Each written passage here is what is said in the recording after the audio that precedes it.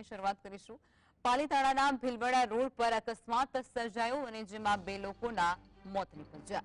Dumper સાથે two wheeler અથડાતાની સાથે જો અકસ્માત સર્જાયો। કમલેશભાઈ હિંમતભાઈ વાઘેલાનું ઘટના સ્થળે જ મોત નીપજ્યું, જ્યારે 2 વ્યક્તિને વધુ સારવાર માટે ભાવનગર સરટી હોસ્પિટલ ખાતે લાવવામાં આવ્યા હતા અને જ્યાં દીપકભાઈ શામજીભાઈ વાઘેલાનું સારવાર દરમિયાન મોત નીપજ્યું, જ્યારે રાહુલભાઈ વાઘેલા નામના વ્યક્તિની હાલત ગંભીર હોવાથી તેમને આઈસીયુ વોર્ડમાં દાખલ કરવાની ફરજ પડી છે।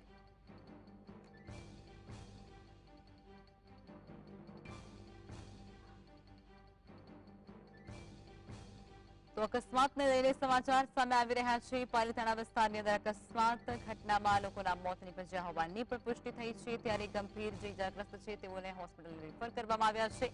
પાલીતાણાના ભીલવાડા રોડ પર અકસ્માતની ઘટના અને અકસ્માતમાં 2 લોકોના લેવાયા છે ભોગ। 3 કેન્ટુનર હતા, સાઈડમાં ઊભા છે રોડ પર, આ રોડ પર, અને એકની સિગ્નલ ચાલુ નથી, એકને રેડિયમ નથી, નંબર પ્લેટ પાછળની ઊંધી કરેલી છે, ઓલાને એકને આગળ નથી નંબર પ્લેટ। પછી મારા ભત્રીજા હતા, તેણે અંદર પાછળ ગાડી ઘુસાડી દીધી છે અને રોડ પર ગાડીઓ આવી રીતે ઊભી રાખેલ છે અને 2ના મોત થયેલા છે। એક જે સિવિલર છે